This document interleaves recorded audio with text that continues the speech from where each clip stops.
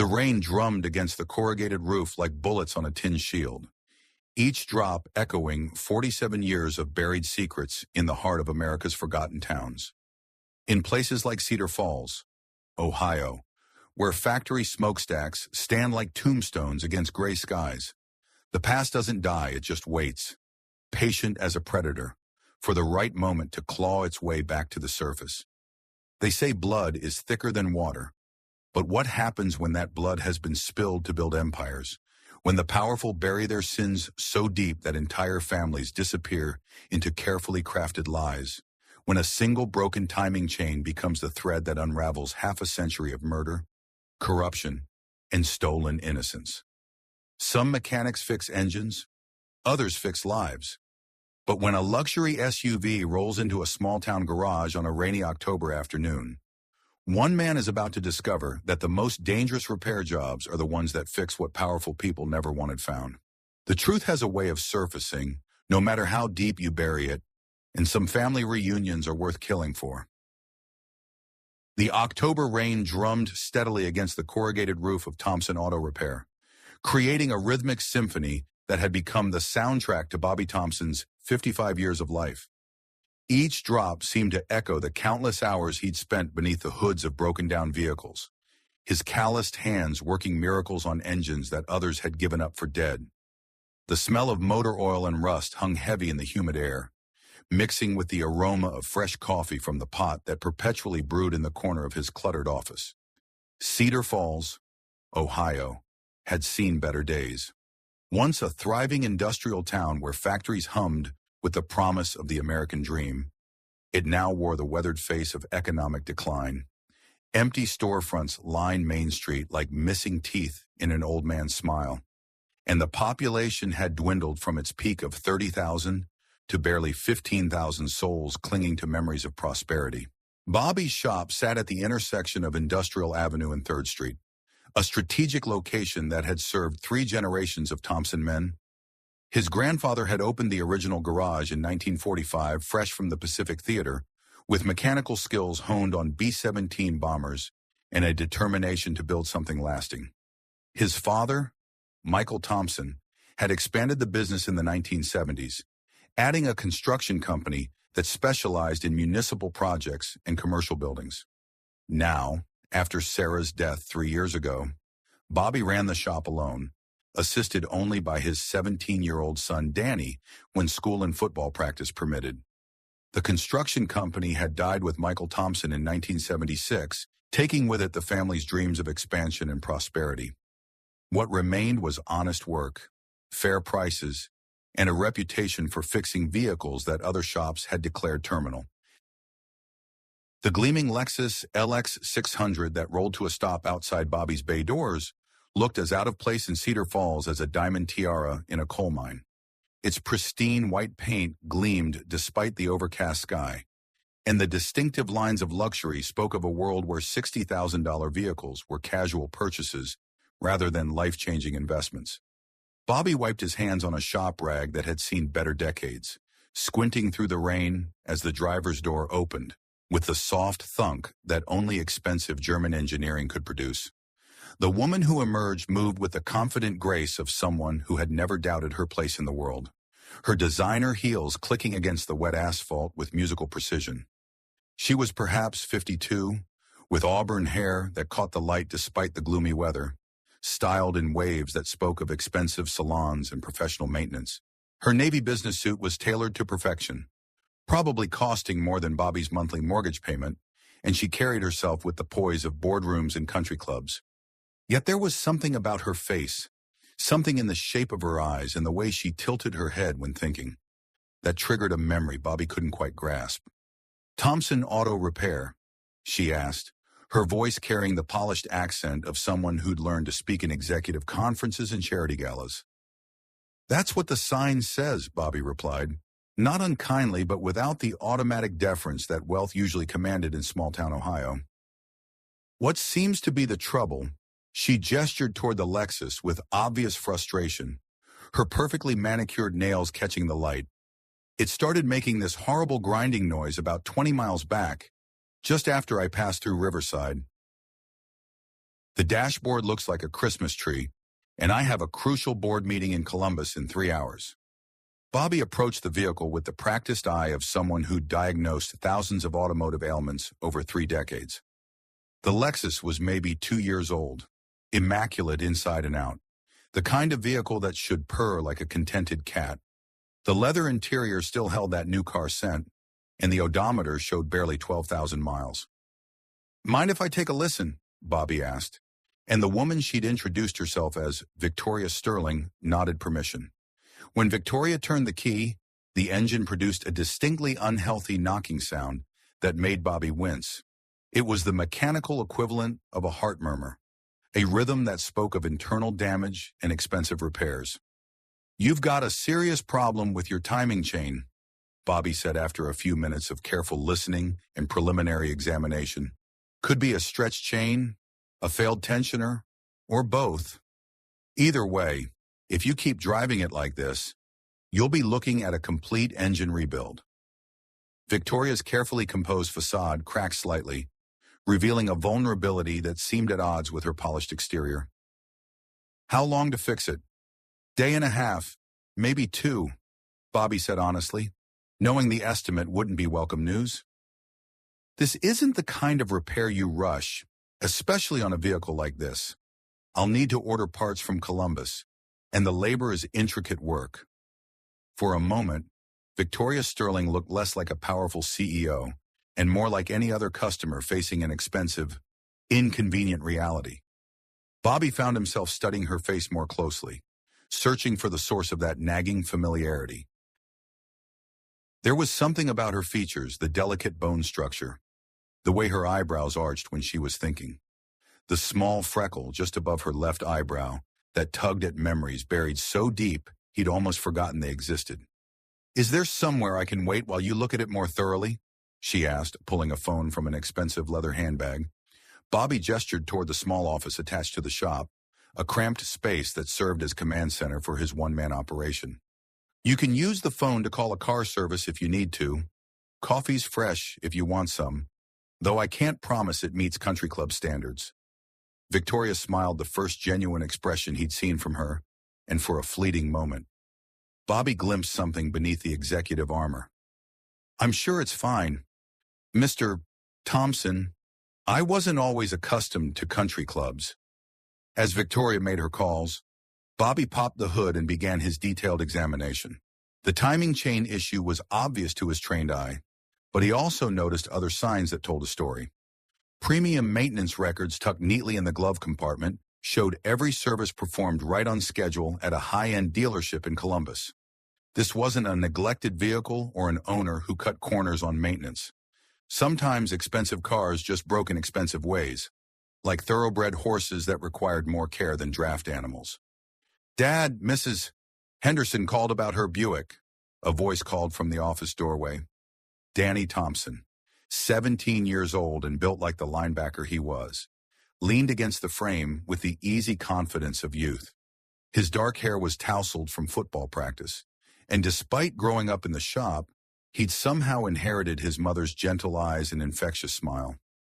The boy had Sarah's heart and Bobby's hands, equally comfortable discussing literature as he was rebuilding transmissions.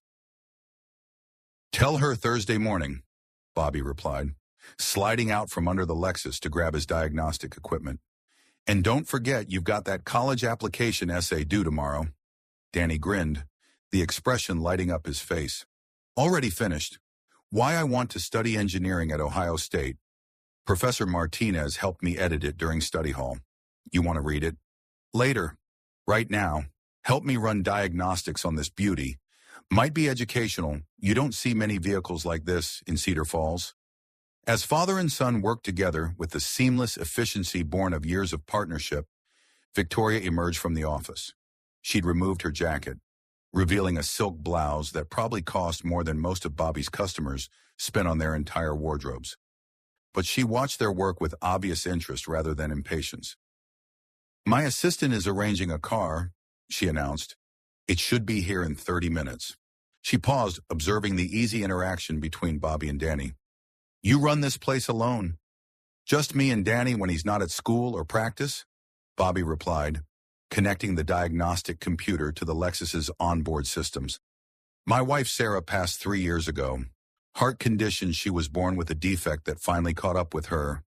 I'm sorry, Victoria said, and Bobby was surprised by the genuine sympathy in her voice. There was no platitude or social nicety in her tone, just honest, human compassion. Losing someone you love changes everything, doesn't it? Before Bobby could respond, Danny looked up from the diagnostic readout he was studying. Mom always said Dad could fix anything except broken hearts, but he's gotten pretty good at fixing those too, over time. An unexpected silence fell over the group. Victoria's expression softened in a way that transformed her face, making her look younger and more vulnerable than the polished executive who'd first stepped out of the Lexus. Your mother sounds like she was a wise woman, Victoria said quietly, her voice carrying an undertone that Bobby couldn't quite identify. She was, Bobby agreed, checking the diagnostic results Danny had pulled up. Taught Danny here that there's no shame in honest work, no matter what anyone else might think. Sarah was a nurse at the county hospital for 20 years before her own condition forced her to retire. She understood the value of helping people, whether it was healing bodies or fixing cars. Victoria nodded slowly, as if processing something deeper than the casual conversation. That's a valuable lesson. I sometimes wonder if I learned it early enough in life. A sleek black Tesla pulled into the lot, its silent approach almost ghostly compared to the rumbling engines Bobby was accustomed to. Victoria gathered her things and preparing to leave, but something made her pause. Mr. Thompson, she said, what you do here fixing things that others might give up on, it's important work. Don't let anyone tell you otherwise. As she walked toward the waiting Tesla, Bobby noticed her stop by the shop's faded wooden sign. The painted letters reading, Thompson Auto Repair, serving Cedar Falls since 1945, had weathered decades of Ohio seasons. But they remained clearly visible. Victoria studied the sign for a long moment, her expression unreadable, as if the words meant something more to her than simple business identification. She seemed nice, Danny observed as they watched the Tesla disappear into traffic. Different from your usual customers, she didn't act like her money made her better than us. Bobby nodded distractedly, his mind already cataloging the repairs the Lexus would need. But something nagged at him, that persistent sense of familiarity, the way Victoria had looked at their family name on the shop sign, as if it triggered some deeply buried memory. The rest of the day passed in the familiar rhythm of small-town auto repair work. Mrs.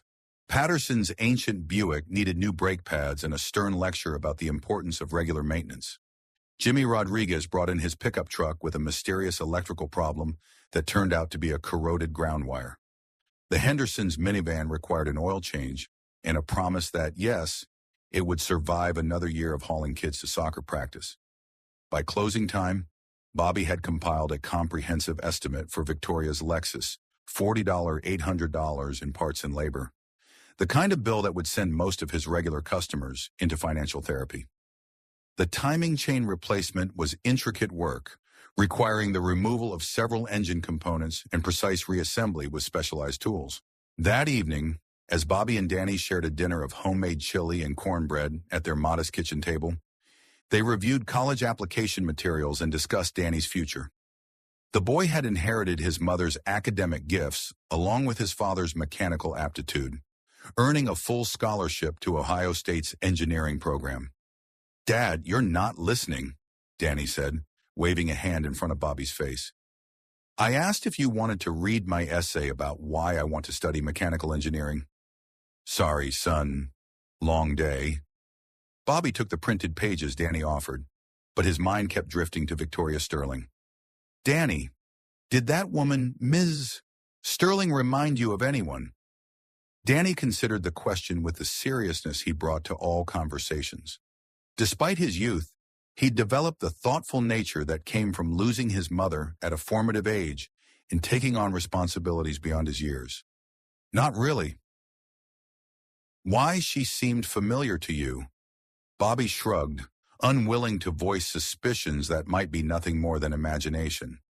Just something about her. I guess, probably nothing. But it wasn't nothing, and Bobby knew it. That night, after Danny had gone to bed to finish homework and prepare for tomorrow's chemistry test, Bobby found himself in the garage where boxes of family belongings had sat largely untouched since Sarah's death.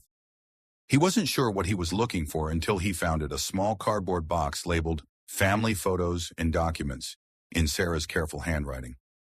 Sarah had been the family archivist, the one who preserved memories and maintained connections to the past. After her death, Bobby had boxed up her carefully organized photo albums and genealogy research, unable to face the memories they contained, but unwilling to discard them. Inside the box, beneath layers of old tax returns and insurance papers, Bobby discovered documents he'd forgotten existed. His parents' life insurance policies, paid out after the house fire that had claimed them when Bobby was 8 years old. The final police report on the fire, marked Case Closed, Accidental Cause. A small collection of condolence cards from neighbors and family friends, expressions of sympathy that had meant little to an 8-year-old boy whose world had just collapsed. And at the bottom of the box, wrapped in tissue paper yellowed with age, a small collection of photographs that had survived the fire because they'd been in Bobby's school backpack that terrible October night in 1976. One photograph in particular caught his attention and made his breath catch in his throat. It showed his family on Christmas morning, probably taken just weeks before the fire that would destroy everything. His father, Michael Thompson, grinned beside a bicycle he'd assembled on Christmas Eve, his carpenter's hands still bearing the small cuts and calluses that marked his trade. His mother, Ruth, held 5-year-old Catherine on her lap, both of them laughing at something beyond the camera's frame. And 8-year-old Bobby stood proudly beside his little sister, his arm around her shoulders in the protective gesture that had defined their relationship. Catherine, his little sister, with her auburn hair catching the Christmas tree lights and her bright eyes sparkling with the joy of childhood. The same eyes that had looked back at him from Victoria Sterling's face that afternoon. Bobby's hands trembled as he studied the photograph under the garage's fluorescent light. Catherine had died in the fire. The authorities had been certain. They'd found her body in her bedroom, identified through dental records that Bobby had been too young to understand. He'd attended her funeral 3 days after his 8th birthday, placing a small bouquet of daisies on a tiny white casket that seemed impossibly small to contain all the love and laughter that had been his sister. But looking at the photograph now, then remembering Victoria Sterling's face, the resemblance was undeniable. The shape of the eyes, the delicate arch of the eyebrows, the way she tilted her head when thinking. Even the small scar on her left wrist that Bobby had noticed when she'd handed him her keys, a scar that perfectly matched one Catherine had gotten falling off her bike just months before the fire. Bobby sat back on his heels, surrounded by the detritus of a life he'd thought he understood, his mind reeling with possibilities that seemed to defy logic. It wasn't possible. Catherine had died 47 years ago. He'd grieved for her with the devastating completeness that only children can experience, had nightmares for years about not being able to save her from the flames that had consumed their family home. The idea that she might somehow be alive, that she might have walked into his shop that very afternoon, driving a luxury SUV and wearing designer clothes, was beyond comprehension. Yet the evidence was there in the photograph, in the memories that were suddenly crystal clear, in the instinctive recognition he'd felt but couldn't place. He needed answers, and he knew exactly where to start looking. The next morning dawned gray and drizzly, with the kind of persistent October rain that seemed to seep into everything: clothing, buildings, souls. Bobby had slept fitfully, his dreams filled with memories of the night that had changed everything. The smell of smoke creeping under his bedroom door, the sound of sirens growing closer, the terrible realization that the people he loved most in the world were gone, and he was alone. Danny noticed his father's distraction immediately as they shared breakfast and prepared for their respective days. "Dad, you look like you've seen a ghost. Everything okay?" "Just thinking about an old case," Bobby replied, which wasn't entirely a lie. The Thompson fire had been a case, officially closed but never truly resolved in his mind. Hey, do me a favor and handle the morning customers. I need to make a trip to the courthouse. Danny raised an eyebrow but nodded. At 17, he'd learned to trust his father's instincts and ask questions only when answers were truly necessary. Want me to call Ms. Sterling about her car? You said the parts would be in this morning. Yeah, call her. Tell her we should have everything ready by this afternoon. Bobby hesitated and then added, and Danny, be friendly. But if she seems interested in family history or asks personal questions, just stick to talking about the car. Okay, Danny said slowly, clearly puzzled by the unusual instruction. Dad, is there something I should know about Ms. Sterling? Bobby looked at his son so young, so trusting, so blissfully unaware that their simple life was about to be turned upside down. Maybe. I'll know more after I visit the courthouse. The Fairfield County Courthouse was an imposing brick building that had overseen the legal affairs of Cedar Falls for over a century. Its neoclassical facade spoke of permanence and justice, though Bobby had learned over the years that both concepts were more fragile than the architects had intended. He hadn't been inside since Sarah's estate had been settled, and the familiar smell of old wood and bureaucracy brought back uncomfortable memories of legal proceedings and official condolences. The records office was staffed by Mrs. Patterson, no relation to the Mrs. Patterson, who owned the ancient Buick, a woman who'd been there since Bobby was a child and who seemed to know every secret the county had ever recorded. She'd aged gracefully into her 70s, her silver hair always perfectly arranged and her manner combining efficiency with genuine warmth. Bobby Thompson, she said with a smile that reached her eyes. What brings you here? Everything all right with Danny. I heard he got into Ohio State. Danny's fine, Mrs. Patterson. Full scholarship to study engineering. Bobby couldn't help but smile when talking about his son's accomplishments. I'm actually looking for some old records about the fire that killed my parents back in '76. Mrs. Patterson's expression grew sympathetic, and she lowered her voice in the respectful way people did when discussing long-ago tragedies. Oh, honey, that was such a terrible thing. What kind of records are you looking for? Is this for some kind of memorial or anniversary piece? The investigation file, property transfer records, anything related to what happened after, Bobby said carefully. And I'd like to see the coroner's report, if possible. Mrs. Patterson's eyebrows rose slightly. Requests for decades-old death records weren't uncommon, but they usually came from genealogists or insurance investigators, not from surviving family members who'd lived with the tragedy for nearly half a century. Of course, dear, it might take me a while to locate everything. Some of those older files have been moved to the basement archives. Why don't you have a seat, and I'll see what I can find. It took Mrs. Patterson nearly an hour to locate the relevant files, and Bobby spent the time studying the courthouse's memorial wall, where the names of county residents who died in various wars were inscribed in brass letters. His grandfather's name was there, along with dozens of other young men who'd never made it home from foreign battlefields. The Thompson family had always believed in service, in doing what was right even when it was difficult. When Mrs. Patterson finally returned with a thick manila folder, Bobby's heart was racing with anticipation and dread. This is everything we have on file, she said, settling the folder on the counter with obvious care. You can look through it here, but some of these documents might be difficult to read. Are you sure you want to do this alone? Bobby nodded, though he appreciated her concern. I need to understand what happened. He opened the folder with hands that trembled slightly. Despite his attempts at composure, the police report was on top, its pages yellowed with age and brittle from decades in storage. He'd seen portions of it before, during the insurance investigation that had followed the fire, but had never read it thoroughly.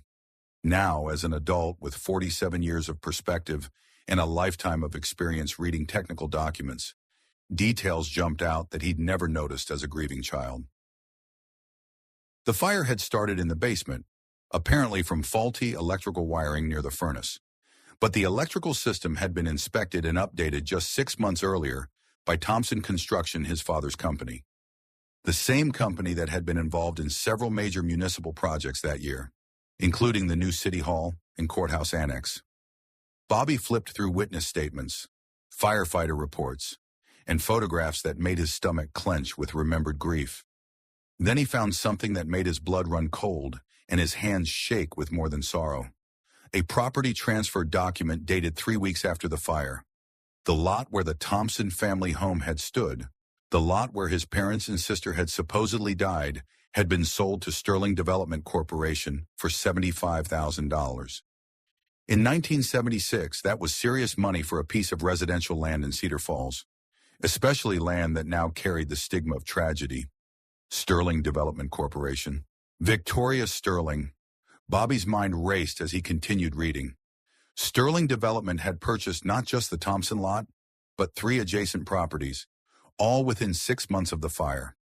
The company had demolished everything and built a small office complex that still stood today, housing a tax preparation service and a dental practice. "Mrs. Patterson," Bobby called, his voice tight with forced control. "Do you have any records on Sterling Development Corporation, corporate filings, business licenses, anything like that?" She looked up from her computer terminal, clearly concerned by the change in his demeanor. "Let me check our business registry. That might take a few more minutes." While she searched, Bobby continued through the fire investigation file. The coroner's report was clinical in its detail, describing 3 victims found in the burned remains of the Thompson home. Michael Thompson, age 34, found near the basement stairs. Ruth Thompson, age 31, found in the master bedroom. Catherine Thompson, age 5, found in her bedroom. But as Bobby read more carefully, inconsistencies began to emerge. The body identified as Catherine had been so badly burned that identification had been based primarily on location and circumstantial evidence. The dental records match had been probable rather than definitive. And there had been some confusion about the timeline. The fire department's initial sweep had found only 2 bodies, with the 3rd discovered during a more thorough search the following day. Mrs. Patterson returned with another folder. "Here's what we have on Sterling Development. They were pretty active in the late 70s and early 80s. Then the company was dissolved in 1995. Bobby opened the folder with growing dread and found exactly what he'd feared.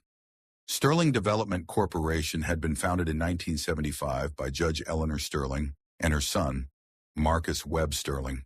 Eleanor Sterling Bobby recognized the name immediately. She'd been a county judge for over 20 years before retiring to her estate outside Columbus. A woman known for her charitable work and community leadership. And there, listed as a dependent on Marcus Sterling's 1978 tax return, was Catherine Sterling, adopted daughter, age 7, date of birth, March 15, 1971, the same birthday as Catherine Thompson. The room seemed to spin around Bobby as the implications hit him like a physical blow. Catherine hadn't died in the fire. Somehow, she'd been rescued and adopted by the Sterling family, the same family whose development company had purchased the land where his family had supposedly died. But if Catherine had survived, why had the authorities identified a body as hers? And why had the Sterling family never revealed that they'd rescued her from the fire? Bobby's phone rang, startling him out of his thoughts. It was Danny. "Dad, Ms. Sterling called. She wants to pick up her car this afternoon around 3. I told her it would be ready. Also, she asked some weird questions." "What kind of questions?" Bobby asked, his heart racing. "About our family history, how long we've been in Cedar Falls, whether we'd always lived on Maple Street, stuff like that. I thought it was just small talk, but it seemed like she was really interested in the answers." Bobby closed his eyes, trying to process this new information. "What did you tell her?" "Just basic stuff. That you grew up here, that Grandpa and Grandma died when you were little, that we've been running the shop for generations." "Was that okay?" "That's fine, son. I'll be back soon. Just keep everything normal." "Okay." "Sure, Dad. You sound weird, though. You sure you're all right?" "I'm fine." Bobby lied. "See you soon." Bobby spent the next 2 hours in the courthouse archives, piecing together a timeline that made his blood run cold with each new discovery. The fire had indeed been ruled accidental, but there were inconsistencies in the investigation that seemed to have been glossed over or ignored entirely. His father's construction company had been working on several major municipal projects in 1976, including the new courthouse annex and City Hall. Bobby found records indicating that Michael Thompson had discovered irregularities in the building contracts, substandard materials being billed at premium prices, safety inspections that had been falsified, municipal officials who seemed to be turning a blind eye to obvious problems. More disturbing still, Michael Thompson had been scheduled to testify before the county commission about these irregularities the Tuesday after he died. His testimony would have exposed a corruption scheme involving millions of dollars and some of Cedar Falls' most prominent citizens. Among the names mentioned in his father's notes were Judge Eleanor Sterling and Marcus Webb Sterling, both of whom served on the municipal building commission that had approved the questionable contracts. Bobby drove back to the shop in a daze, his mind reeling with possibilities that seemed to grow more sinister with each mile. If his suspicions were correct, his family hadn't died in an accidental fire. They'd been murdered to prevent his father from exposing a corruption scandal that would have destroyed careers and sent powerful people to prison. And somehow, his sister Catherine had survived, been rescued or taken by the Sterling family, and raised as their own daughter under a new identity, probably unaware of her true origins and the circumstances that had brought her into their world. The woman who'd walked into his shop yesterday wasn't just a random customer with a broken-down luxury SUV. She was his sister, Catherine Thompson, now Victoria Sterling, the unknowing beneficiary of blood money and the unwitting heir to a legacy built on murder and deception. Bobby pulled into the shop's parking lot just as a familiar black Tesla was arriving. Victoria Sterling stepped out, looking as polished and composed as she had the day before. But now Bobby saw different details, the way she walked with a slight favoring of her left foot. The result of a childhood injury, he remembered clearly. The unconscious habit of tucking her hair behind her right ear when thinking, exactly as Catherine had done. The way she held her head when listening carefully, tilted slightly to one side. "Mr. Thompson," she greeted him with a professional smile that didn't quite reach her eyes. "I hope you have good news about my car." "Repairs are done," Bobby said carefully, studying her face for any sign of recognition or awareness. "But before we settle up, I was wondering if I could ask you a few questions." Victoria's smile faltered slightly, and Bobby caught a flash of something in her expression, uncertainty, perhaps, or the beginning of suspicion. "What kind of questions?" Bobby gestured toward the office, his heart pounding so hard he was sure she could hear it. "Maybe we could talk privately." Inside the small office, surrounded by decades of automotive memories and family photographs that took on new significance in light of what he'd discovered, Bobby struggled with how to begin. How did you tell someone that their entire life was based on a lie, that the family they'd known and loved might have been built on murder and deception? "Miss Sterling," he began carefully, his voice steady despite the turmoil in his mind. "How long have you been part of the Sterling family?" Victoria's professional demeanor shifted noticeably toward caution, and Bobby saw intelligence and wariness in her eyes that hadn't been there during their previous interactions. "I'm not sure why that's relevant to automotive repair, Mr. Thompson." Bobby reached into his jacket and pulled out the photograph he'd found the night before, the Christmas morning picture showing his family in happier times, including 5-year-old Catherine with her bright smile and dancing eyes. He placed it on the desk between them with the reverence of someone handling a sacred relic. "Because I think you're my sister." The words hung in the air between them like a physical presence. Victoria stared at the photograph, her face draining of color as recognition dawned in stages. Her hands trembled as she picked up the picture, examining it with the intensity of someone seeing their own face in a mirror for the first time. "That's impossible," she whispered, but her voice lacked conviction. "I'm Victoria Sterling. I've always been Victoria Sterling." "Your name was Catherine Thompson," Bobby said gently, fighting back 47 years of grief and hope and desperate longing. You were 5 years old when our parents died in a house fire. I was 8. I thought you died too, until I saw you yesterday and recognized something I couldn't quite place. Victoria set the photograph down with shaking hands, her carefully constructed world beginning to crumble around her. You're wrong. You have to be wrong. I remember my childhood. I remember my parents, Judge Eleanor Sterling, my father Marcus. I remember growing up in Columbus, going to Wellington Academy, spending summers at the family estate. What's your earliest memory? Bobby asked quietly, leaning forward with the intensity of someone whose entire future depended on the answer. Victoria opened her mouth to respond immediately, then closed it.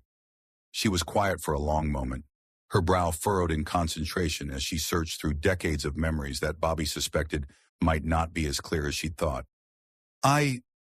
She paused, confusion evident in her voice. When I was 7, I think, starting school at Wellington Academy, but everyone said I'd been sick before that. That's why my memories were fuzzy. They said I'd had a traumatic fever that affected my memory. Bobby's heart broke for the little girl who'd been told lies to explain away the gaps in her past. Victoria, look at your left wrist. Without thinking, Victoria pushed up her sleeve, revealing a small, crescent-shaped scar that Bobby had noticed the day before. He pulled up his own sleeve, showing an identical mark in exactly the same location. We got those the same day, he said softly, his voice thick with emotion. You fell off your bike trying to keep up with me when I was racing to Jimmy Martinez's house. You were crying, and I felt so guilty for going too fast that I crashed my bike on purpose so you wouldn't feel bad. Mom took us both to the emergency room. You needed 3 stitches. I needed 4. Mom bought us ice cream afterward and made us promise to be more careful. Victoria stared at the matching scars, her eyes filling with tears as fragments of memory began to surface like bubbles, rising from the depths of a dark pond. I remember ice cream, she whispered, strawberry ice cream, and someone with kind hands who smelled like sawdust. Dad was a carpenter, Bobby confirmed, his own eyes burning with unshed tears. He always smelled like sawdust and honest work. Before Victoria could respond, the office door burst open with explosive force. A tall, imposing man in an expensive suit strode in, his face dark with anger and something that looked dangerously close to panic. Bobby recognized him immediately from the courthouse photographs, Marcus Webb Sterling, now in his 70s but still radiating the authority and menace that had once made him one of Ohio's most feared attorneys. Victoria, we need to go. Now. His voice carried the kind of command that expected immediate obedience. Bobby stood as well, positioning himself between Marcus and Victoria with protective instincts that had been dormant for 47 years. This is a private conversation, Marcus's cold eyes fixed on Bobby with the intensity of a predator evaluating prey. I know exactly what kind of conversation this is, Mr. Thompson, and it ends now. Victoria rose unsteadily to her feet, looking between the two men with growing confusion and dawning horror. Marcus, this is Mr. Thompson. He's been telling me the most extraordinary story about— I know exactly what he's been telling you, Marcus interrupted, his voice sharp with authority and something that sounded like desperation. And it's all lies designed to extort money from our family? Bobby stepped closer to Marcus, no longer intimidated by wealth or position or legal threats. The only lies here are the ones your family has been telling for 47 years. Marcus smiled, but there was no warmth in the expression, only the cold calculation of someone who'd spent decades destroying opposition and eliminating threats. Mr. Thompson, you're playing a very dangerous game. Victoria's my adopted sister, raised by my mother after her parents died in a tragic accident. Any resemblance to your deceased family members is purely coincidental. Then explain the scar, Bobby challenged, his voice growing stronger with each word. Explain why Sterling Development bought our family's property 3 weeks after the fire. Explain why my father was scheduled to testify about municipal corruption involving your company the week after he died. Marcus's composure cracked slightly, and Bobby caught a glimpse of the man behind the lawyer's mask, someone capable of violence. someone who'd made difficult choices and lived with the consequences. You don't know what you're talking about. I know that Catherine Thompson didn't die in that fire, Bobby said firmly, his voice carrying across the small office like a declaration of war. I know that somehow your family got her out of there, gave her a new identity, and raised her as Victoria Sterling. What I don't know yet is whether you saved her life or whether you took her after murdering our parents. Victoria gasped, her hand flying to her throat as if the words had struck her physically. Marcus, is he telling the truth? Am I adopted? Is my real name Catherine Thompson? The silence stretched between them, heavy with decades of hidden truth and carefully constructed lies. Finally, Marcus spoke, his voice quieter, but no less menacing. Yes, he said simply. You're adopted, but not in the way he's suggesting. My mother rescued you from that fire. She saved your life when everyone else had given up. And our parents, Bobby pressed, moving closer to his sister with protective instincts that felt as natural as breathing. Did your family save them too? Marcus's expression hardened into something that belonged in a courtroom where verdicts meant the difference between freedom and prison. Your parents died in an accidental fire caused by faulty wiring. The subsequent investigation and property acquisition were handled according to legal procedures. Any suggestion of wrongdoing is slanderous and actionable. Bobby pulled out his phone, displaying a photograph he'd taken at the courthouse. This is a memo from your law firm to Sterling Development, dated 2 days before the fire. It details strategies for acquiring the Thompson property and minimizing complications from scheduled municipal testimony. Marcus's face went pale as he realized that 47 years of careful cover-up were unraveling in front of him. You're recording this conversation illegally. Ohio is a one-party consent state, Bobby replied with the calm of someone who'd done his homework. And you just admitted to advanced knowledge of plans to acquire our property before the fire that supposedly randomly killed my parents. Victoria suddenly stood up, her face a mask of barely controlled emotion and dawning horror. I need air. I need to think. I need to get away from both of you. She pushed past Marcus and headed for the door, but Bobby caught her arm gently. Catherine, please. I know this is overwhelming, but don't call me that, she snapped, jerking away from his touch. I don't know who I am anymore, but I know I can't trust either of you. She fled the office, leaving Bobby and Marcus facing each other like gunfighters in an old Western movie. Marcus stepped closer, lowering his voice to the kind of whisper that carried more threat than shouting. You have no idea what you started, he hissed. My family has protected Victoria for 47 years. We've given her everything: education, opportunities, a life of privilege she never would have had growing up in this place. You want to destroy all that for some misguided sense of justice. Bobby met his gaze without flinching. I want to know why my parents died. I want to know why my sister was stolen from me. And I want to know why your family has been living off blood money for half a century. Marcus pulled out his phone, his fingers moving across the screen with practiced efficiency. You're making a serious mistake. Thompson, there are things about that night you don't understand. Things that could hurt a lot of innocent people if they come to light. Are you threatening me? Bobby asked, his voice deadly quiet. I'm warning you, Marcus replied, his eyes never leaving Bobby's face. Walk away now. Take your son and leave town for a few weeks. Let this blow over. When you come back, you'll find that your shop has received some very generous anonymous donations. Your son's college fund will be fully endowed. Everyone wins. And if I don't walk away, Marcus's smile was as cold as winter in Ohio. Then you might discover that Cedar Falls is a more dangerous place than you realized. Before Bobby could respond, Marcus strode out of the office, leaving Bobby alone with the weight of 47 years of deception and the terrifying realization that his family's murder might be just the beginning of a conspiracy that reached into the highest levels of Ohio's legal and political establishment.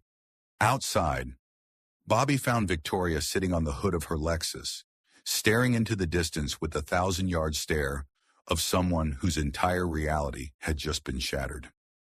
She'd removed her jacket, and in the afternoon light, Bobby could see more clearly the way she resembled the little girl he'd lost so long ago. "I remember," she said quietly as Bobby approached, her voice barely audible above the traffic noise from the nearby highway. "Not everything, but pieces. Fragments that I always thought were dreams or childhood fantasies." Bobby moved slowly, as if approaching a wounded animal that might bolt at any sudden movement. "What do you remember? A room with dinosaur wallpaper? A man with gentle hands who smelled like sawdust and coffee? A woman who sang lullabies about mockingbirds and diamond rings?" Her voice broke slightly. "And you, I remember you reading me stories about wild things and brave little girls." Bobby's throat tightened with emotion so powerful it was almost physical pain. "You loved Where the Wild Things Are. I must have read it to you 100 times. You insisted on acting out all the parts." Victoria looked at him with eyes that held 47 years of questions and the dawning recognition of a truth that changed everything. "Why would they lie to me, Bobby? Why would they take me from you and make me forget who I was?" "I don't know yet," Bobby admitted, his voice rough with emotion and determination. "But I'm going to find out." A new voice interrupted them, older and weathered, but carrying the authority of someone accustomed to being heard. "Maybe I can help with that." "Sure." They turned to see an elderly man approaching from a battered pickup truck parked across the street. He was tall and lean, with weathered features and the careful posture of someone who'd spent a lifetime watching and waiting. His eyes held the sharp intelligence of someone who'd seen too much and forgotten too little. "Frank Morrison," he introduced himself, extending a hand to Bobby. "Retired detective, Cedar Falls Police Department. I worked the Thompson fire case back in '76. Bobby shook the offered hand, noting the firm grip and direct gaze that spoke of old-school police work. "What brings you here, Detective Morrison?" "Been following Marcus Webb's movements for the past few days," Frank replied grimly, his eyes never leaving their faces. "When a man starts making the kind of phone calls he's been making, reaching out to certain people, it usually means someone's getting close to something he wants to keep buried." Victoria slid down from the car hood, her business executive demeanor reasserting itself despite her emotional turmoil. "What kind of phone calls?" Frank looked at her with sympathetic eyes that had seen too many victims and not enough justice. "The kind that end with people having accidents, Ms. Sterling, or should I say, Ms. Thompson." Bobby felt a chill run down his spine that had nothing to do with the October weather. "Are you saying we're in danger?" "I'm saying that 47 years ago, I was a young detective who asked too many questions about a fire that didn't add up," Frank explained, his voice carrying the weight of decades of frustration and regret. "The official investigation concluded it was an accident, but there were inconsistencies that bothered me. When I kept pushing for answers, I found myself transferred to traffic duty for the rest of my career." "What kind of inconsistencies?" Victoria asked, her business training overriding her emotional confusion as she focused on facts and evidence. Frank pulled a manila envelope from his truck, his movements deliberate and careful. Copies of evidence that mysteriously disappeared from the official file, witness statements that were never included in the report, and this, he handed them a photograph that made Bobby's world tilt sideways. It showed a young woman holding a small child, but the setting was unfamiliar, not the Sterling estate, but what looked like a modest apartment with generic furniture and institutional lighting. "That was taken 6 months after the fire," Frank explained, "by a social worker who was monitoring Catherine's placement with the Sterling family. She kept her own records, separate from the official files."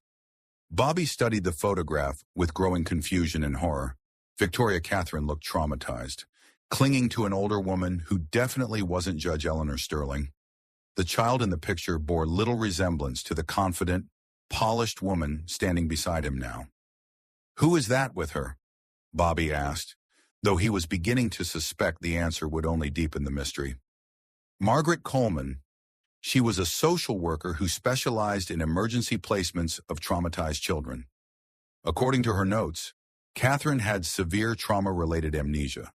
She couldn't remember anything about her life before the fire, not her real name, not her family, nothing. Victoria's hands shook as she looked at the photograph, searching for memories that remained frustratingly elusive. I remember her, Margaret. She was kind. She told me I was safe, that my new family would take care of me. Frank nodded grimly. Margaret kept detailed records because she was suspicious of the placement. The Sterling family had no previous connection to child services, no background in foster care or adoption, yet somehow they'd been approved to take you within days of the fire. Where is Margaret now? Bobby asked, though something in Frank's expression suggested he already knew the answer wouldn't be good. Died in a car accident in 1979, Frank said flatly. Single vehicle collision on a clear night, just 3 days after she told a colleague she was planning to request a review of Catherine's placement. The pattern was becoming sickeningly clear. Anyone who asked questions about the Thompson fire or Catherine's placement seemed to meet with unfortunate accidents. The conspiracy wasn't just about covering up the original crime, it was about eliminating anyone who might expose it. Detective Morrison, Victoria said carefully, her voice steady despite the chaos that Bobby knew must be raging in her mind. What exactly are you suggesting happened to our parents? Frank looked around the parking lot, ensuring they weren't being observed, then lowered his voice to just above a whisper. Your father, Michael Thompson, had discovered that several major construction projects in the county were being built with substandard materials. Safety inspections were being falsified, money was being skimmed, and city officials were being paid to look the other way. How much money are we talking about? Bobby asked, though he suspected the answer would be substantial enough to justify murder. Conservative estimate $50 million in today's dollars, Frank replied. But more importantly, if the fraud had been exposed, 3 major buildings would have had to be demolished and rebuilt, including the new courthouse that Judge Eleanor Sterling had championed as her legacy project. Victoria gasped, pieces of a horrifying puzzle beginning to fall into place. Eleanor, my adoptive grandmother, she was so proud of that courthouse. She used to take me there when I was young, showing me the cornerstone with her name on it. A cornerstone marking a building constructed with materials that wouldn't have met safety standards, Frank confirmed. Your father had the documentation to prove it. He was scheduled to present his evidence to the county commission the Tuesday after he died. Bobby felt the final pieces clicking into place with sickening clarity. So they killed our parents to stop the testimony, then covered it up by buying the property through Sterling Development, and rescued Catherine to make themselves look like heroes, Frank added. Judge Sterling could point to her charitable adoption of a fire orphan as evidence of her good character. Who would suspect someone so compassionate of murder? Victoria was quiet for a long moment, processing the horror of what she was learning. When she finally spoke, her voice was barely audible, but filled with a strength that reminded Bobby of their mother. If this is all true, then my entire life has been built on a lie. Everything the Sterling family gave me, education, opportunities, wealth, it all came from blood money, from the murder of my real parents. Bobby reached out and took her hand, noting that she didn't pull away this time. Catherine, you were a child. None of what they did was your fault. But I've been living off it for 47 years, she said, tears streaming down her face. I've been the grateful daughter, the successful businesswoman carrying on the Sterling legacy. I've given speeches about Judge Eleanor's charitable spirit and community leadership, never knowing it was all built on murder and lies. Frank stepped closer, his expression filled with the determination of someone who'd waited decades for justice. Ms. Thompson, what matters now is what you do with the truth. Marcus Webb has spent his entire career covering this up, eliminating witnesses, intimidating anyone who got too close. You have the power to finally expose what really happened. And what about Marcus's warning? Bobby asked, remembering the lawyer's thinly veiled threats. He seemed to think there were other innocent people who could be hurt if this comes out. Frank's expression darkened with the cynicism of someone who'd seen too many criminals claim noble motives for their crimes.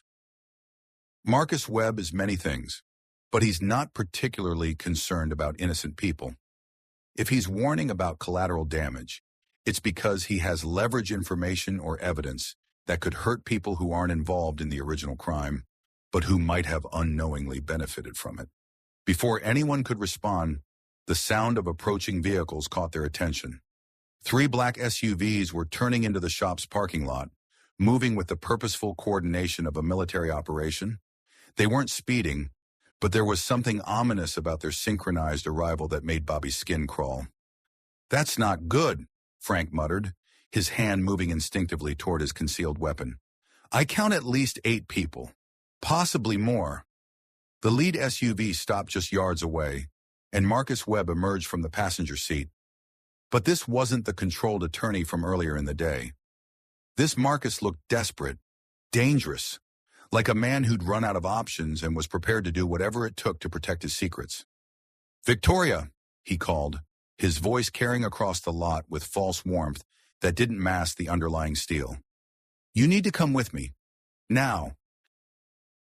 There are things you don't understand. Things that could get us all killed if you keep listening to these people." Frank stepped protectively in front of Bobby and Victoria, his weapon now visible but not yet raised. "That's far enough. Webb, this is still a public place, and these folks have every right to know the truth about their family." Marcus laughed, but there was no humor in the sound, only the bitter amusement of someone who'd long ago stopped believing in concepts like justice or truth.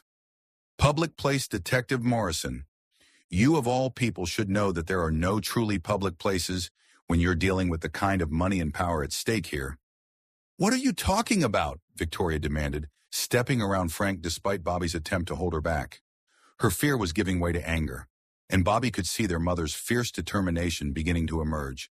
Marcus's expression softened as he looked at his adopted sister, and for a moment Bobby glimpsed genuine affection beneath the lawyer's calculating exterior. "Victoria, I know you're angry. You have every right to be, but the Thompson fire was just the beginning. Over the past 47 years, the Sterling family has been part of a network that stretches from Columbus to Washington, D.C. Bobby felt his blood run cold. "You're talking about organized crime." "I'm talking about survival," Marcus corrected, his voice taking on the persuasive tone that had made him a formidable courtroom opponent. "Your father's testimony wouldn't have just exposed municipal corruption in Cedar Falls. It would have unraveled relationships and arrangements that have kept Ohio's political and business infrastructure running smoothly for decades." Victoria stared at her adoptive brother with growing horror. "Are you saying our family is part of some kind of conspiracy?" "I'm saying our family has been protected by one," Marcus replied carefully. "And if you expose what happened in 1976, you'll be signing death warrants for dozens of innocent people whose only crime was being born into families that profited from mutually beneficial arrangements." Frank scoffed with the disgust of someone who'd heard every excuse criminals could devise. "That's the oldest con in the book. Webb, you can't expose the truth because it will hurt innocent people. How many witnesses have you silenced with that line over the years?" Marcus's face hardened into the expression Bobby imagined he'd worn in courtrooms when destroying hostile witnesses. "Detective Morrison, your idealism is admirable but dangerously naive.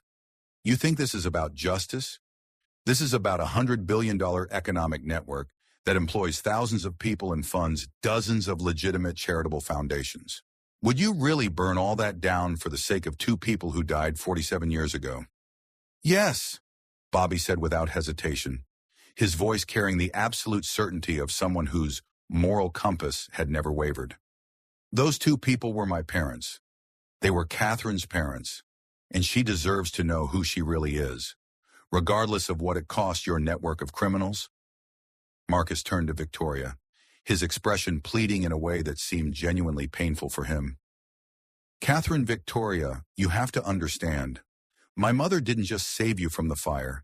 She saved you from a life of poverty and struggle that would have limited every opportunity you ever had." He gestured toward Bobby's modest shop, his expensive suit and manicured hands emphasizing the contrast between their worlds. Look what you've become: successful, educated, influential. You're about to be appointed to the State Commerce Commission. You could do real good in that position, help shape policy that affects millions of people. Victoria's jaw tightened with an anger that transformed her refined features into something fierce and uncompromising. Built on lies and murder, built on pragmatic choices made by people who understood that sometimes the greater good requires difficult sacrifices, Marcus countered, his voice taking on the evangelical fervor of someone who'd convinced himself that evil was actually virtue. Your parents were going to destroy hundreds of lives and billions of dollars in economic activity out of misguided principle. My mother prevented that destruction. By murdering them, Bobby said flatly, his voice cutting through Marcus's rationalizations like a blade. Marcus was quiet for a moment, as if weighing his options, then nodded slowly with the resignation of someone who'd carried a secret for too long. Yes, by murdering them, the admission hung in the air like a physical presence, transforming everything that had come before it. Victoria staggered backward as if she'd been physically struck, her face draining of color as the full horror of her situation became clear. You just confessed to conspiracy and the murder of my parents, Bobby said, his phone still recording everything. In front of witnesses, Marcus smiled with the cold amusement of someone who'd long ago stopped believing in consequences. That recording will never see the inside of a courtroom. Mr. Thompson, there are too many people with too much to lose. Too many judges, prosecutors, and politicians who owe their careers to the network my family helped build. Frank drew his weapon, the movement smooth and professional despite his age. This conversation is over. Webb, you and your people need to leave, and we're going to call this in to the FBI. Marcus didn't seem particularly concerned by the gun pointed at him, which was somehow more frightening than if he'd reacted with alarm. Detective Morrison, you're a retired small-town cop with a .38 special. I have 3 vehicles full of people who make their living solving problems exactly like this situation. As if on cue, the doors of the other SUVs opened, and several men in dark suits emerged. They moved with the practiced efficiency of professional security personnel, but Bobby noticed that they kept their hands visible and made no overtly threatening gestures. They were professionals, not street thugs, which somehow made them more dangerous. However, Marcus continued, his tone becoming almost conversational, I didn't come here for a confrontation. I came to make an offer that might appeal to your sense of family responsibility. We're listening, Frank said, his weapon still trained on Marcus, but his voice indicating cautious willingness to hear what the lawyer had to say. $5 million, Marcus said, looking directly at Bobby. Cash, untraceable, deposited in offshore accounts that can't be touched by any government agency. Enough to rebuild your shop into the finest automotive facility in Ohio. Send your son to any college in the world and live comfortably for the rest of your life. Bobby didn't hesitate, despite the astronomical sum being offered. No. Marcus turned to Victoria, his expression mixing genuine affection with calculated manipulation. And for you, sister, a seat on the Sterling Foundation Board and access to $500 million in charitable funds. Think of the good you could do with that kind of resource. Scholarships for deserving students, medical research, disaster relief. You could literally save thousands of lives. Victoria looked at Bobby, then at Frank, then back at Marcus. When she spoke, her voice was steady and clear, carrying the strength that Bobby remembered from their childhood. I don't want your blood money. Marcus, I want justice for my real family, and I want the truth about what happened to them. Marcus's expression hardened, and Bobby saw something dangerous flicker in his eyes. Then you've both made a fatal mistake. He turned to walk back to his vehicle, but stopped when a new voice cut through the tension like a cavalry bugle announcing the arrival of reinforcements. The only mistake here was thinking you could bury the truth forever. Everyone turned to see a woman in her 60s emerging from a news van that had just pulled into the parking lot, followed by a camera crew and several people Bobby didn't recognize. The woman moved with the confidence of someone who'd spent decades confronting powerful people with uncomfortable questions. Sarah Chen, investigative reporter for the Columbus Dispatch. The woman introduced herself, her voice carrying the authority of someone who'd built a career on exposing corruption. We've been monitoring police communications and followed Detective Morrison here. Marcus's face went pale as he realized that his carefully controlled situation was spiraling beyond his ability to manage. This is a private conversation between family members. Not anymore, Sarah replied with the cheerful ruthlessness that had made her one of Ohio's most feared investigative journalists. We've been investigating the Sterling family's business practices for 18 months. Your confession to the Thompson murders is exactly the piece we needed to connect 47 years of corruption, intimidation, and systematic cover-ups. One of the men who'd emerged from the news van stepped forward, showing a badge that gleamed in the afternoon light. Agent David Park, FBI. Marcus Webb Sterling, you're under arrest for conspiracy, murder, and racketeering. The next few minutes passed in a blur of activity that felt surreal to Bobby, like watching a movie of someone else's life.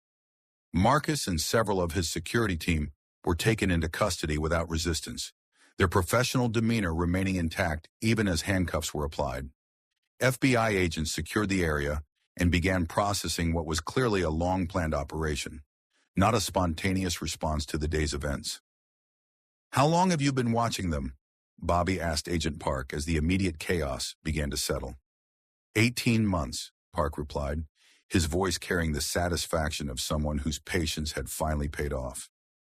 Ever since a whistleblower came forward with evidence of a corruption network involving construction contracts, judicial appointments, and political influence peddling, your family's case was the keystone that connected everything else.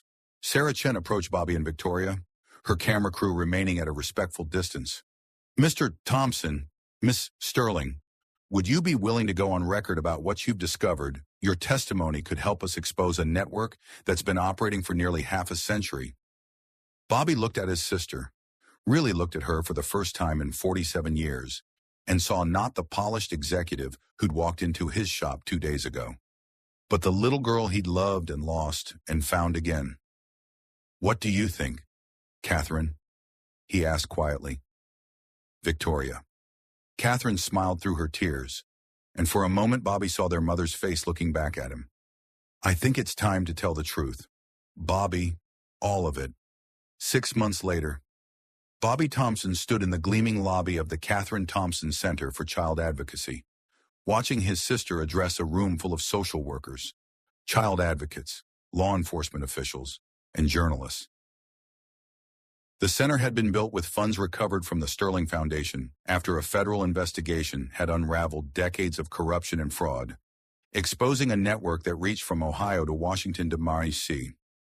The Catherine Thompson Center exists to ensure that no child ever again disappears into a system designed to protect the powerful rather than the vulnerable. Catherine was saying, her voice carrying the authority of someone who'd lived through the system's failures and emerged stronger. My brother Bobby and I lost 47 years of family because people chose profit over people. Silence over justice. In the audience, Bobby spotted Danny, now a freshman at Ohio State studying both mechanical engineering and criminal justice. The young man had adapted to the dramatic expansion of his family with remarkable grace, embracing his newfound aunt and the complex history that connected them. He'd also inherited something of his father's gift for fixing broken things, though his interests had expanded beyond automotive repair to include broken systems of justice. The past 6 months had been a whirlwind of revelations, trials, and painful discoveries. Judge Eleanor Sterling had died of a stroke while in federal custody, taking many secrets to her grave, but leaving behind a paper trail that had helped prosecutors unravel decades of carefully hidden crimes. Marcus Webb Sterling had been sentenced to life in prison without parole after providing detailed testimony about the network he'd helped maintain. His cooperation motivated more by a desire to protect his adopted sister than by any genuine remorse. The Sterling development empire had been liquidated, its assets used to fund victim compensation programs and community development projects throughout Ohio. The corruption investigation had led to the resignation of 3 judges, 2 state legislators, and a congressman, while exposing construction fraud that had affected dozens of public buildings across the Midwest. Catherine had taken a new name, Catherine Thompson Sterling, honoring both her birth family and acknowledging the complex reality of her upbringing. She'd stepped down from her corporate positions, but had thrown herself into philanthropic work with the fierce determination that Bobby remembered from their childhood. As Catherine concluded her speech to enthusiastic applause, she caught Bobby's eye and smiled. It was the same smile he remembered from 47 years ago, bright and hopeful and full of love, but tempered now by wisdom and pain and an understanding of how fragile happiness could be. After the ceremony, as they walked together toward Bobby's rebuilt and expanded auto shop, Catherine broke the comfortable silence that had become natural between them. "Do you ever wonder what would have happened if my Lexus hadn't broken down that day?" she asked, her voice carrying a mixture of curiosity and gratitude. Bobby considered the question, thinking about the countless small decisions and random events that had led to their reunion. "I think somehow, some way, we would have found each other. Family has a way of surviving even the most determined attempts to destroy it." Catherine took his arm, a gesture that had become natural despite the decades they'd spent apart. "Besides," Bobby added with a grin that reminded her of the boy who'd once read her bedtime stories, "I've always been pretty good at fixing things that seem beyond repair." Behind them, the Catherine Thompson Center stood as a monument to the truth that justice delayed is not justice denied, and that sometimes the most broken things in life, families, trust, faith in human goodness, can be rebuilt stronger than they were before. In the distance, they could see Danny working in the expanded shop, teaching mechanical skills to at-risk teenagers as part of a program Catherine had helped establish. The sight of the next generation learning honest work and finding purpose in fixing what was broken filled them both with a hope that had seemed impossible just months before. The luxury SUV and the timing chain that had needed repair had been merely the visible symptoms of something much deeper that was broken. But Bobby Thompson had always been good at diagnosing the real problems hidden beneath surface symptoms, and Catherine Sterling had always possessed the determination to see difficult projects through to completion. Together, they'd fixed the most important thing of all their family, and in doing so, had helped repair a small piece of the world's faith in truth and justice. The Thompson family was whole again, and both siblings understood that some repairs, once properly completed, would last for generations to come. 6 months after a broken timing chain changed everything, Bobby Thompson stands in the lobby of a center bearing his sister's name, not the one she was given by those who stole her, but the one she was born with, Catherine Thompson Sterling, a name that honors both the family that loved her and the painful truth of how she survived. They lost 47 years, birthdays, holidays, the simple daily moments that build a lifetime of memories. But they gained something else, the knowledge that love doesn't die, even when buried under decades of lies. That justice, however delayed, still has the power to heal. The Sterling Empire is gone, its blood money transformed into scholarships and safe havens for children who, like Catherine, might otherwise disappear into systems designed to protect the guilty rather than the innocent. The powerful men who thought their secrets were buried forever learned that some truths are too strong to stay hidden. In the end, it wasn't about the luxury SUV or the timing chain that needed repair. It was about understanding that some things, family, truth, the bonds that tie us to who we really are, can survive even the most devastating attempts to destroy them. What would you do if your entire life turned out to be built on someone else's lie?